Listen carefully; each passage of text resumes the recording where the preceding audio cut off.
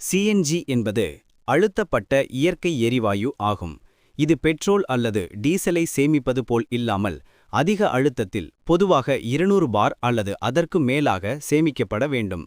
எரிவாயுவை சேமிப்பதன் மூலம் அதிக எரிவாயுவை சிறிய இடத்தில் சேமிக்க முடியும்.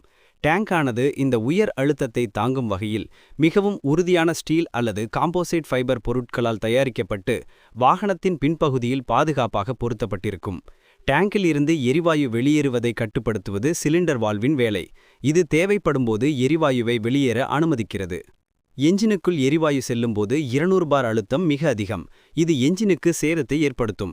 எனவே ரெகுலேட்டர் எனப்படும் ஒரு சாதனம் இந்த மிக அதிக அழுத்தத்தை எஞ்சினுக்குள் உட்செலுத்த தேவையான குறைந்த அழுத்தமாக சுமார் 8 முதல் 10 பார் என படிப்படியாக குறைக்கிறது.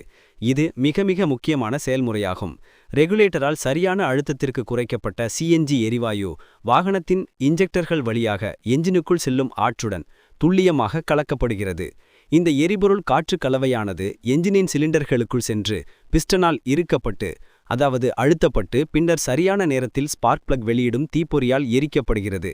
இந்த எரிதலின் விளைவாக ஏற்படும் வெடிப்பு பிஸ்டனை கீழ்நோக்கி தள்ளும் சக்தியாக மாறி இதுவே வாகனத்தை இயக்குவதற்கான மெக்கானிக்கல் எனர்ஜி ஆகிறது. எஞ்சினில் பிஸ்டன் அசைவதால் உருவான சுழலும் சக்தி கிரான்சாஃப்ட் வழியாக வெளியேறுகிறது. இந்த சுழலும் ஆற்றல் கியர்பாக்ஸுக்கு அனுப்பப்படுகிறது. கியர்பாக்ஸ் வாகனத்தின் வேகத்திற்கேற்ப அதிக முறுக்கு விசை அல்லது அதிக வேகத்தை இந்த ஆற்றலின் விகிதத்தை மாற்றியமைக்கிறது. இறுதியாக இந்த ஆற்றல் டிரைவ்சாஃப்ட் வழியாக சக்கரங்களுக்கு அனுப்பப்பட்டு சக்கரங்கள் சுழன்று வாகனத்தை நகர்த்துகின்றன. சுருக்கமாக சொன்னால் சிஎன்ஜி எரிவாயு அதிக அழுத்தத்தில் சேமிக்கப்படுகிறது. வால்வு மற்றும் ரெகுலேட்டர் டேங்கில் இருந்து வரும் அதிக அழுத்தம் ரெகுலேட்டர் மூலம் எஞ்சினுக்கு தேவையான அழுத்தமாக குறைக்கப்படுகிறது.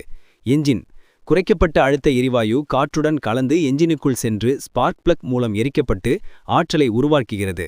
சக்கரங்கள் இந்த ஆற்றல் கியர்பாக்ஸ் வழியாக சக்கரங்களுக்கு சென்று வாகனத்தை ஓட்டுகிறது.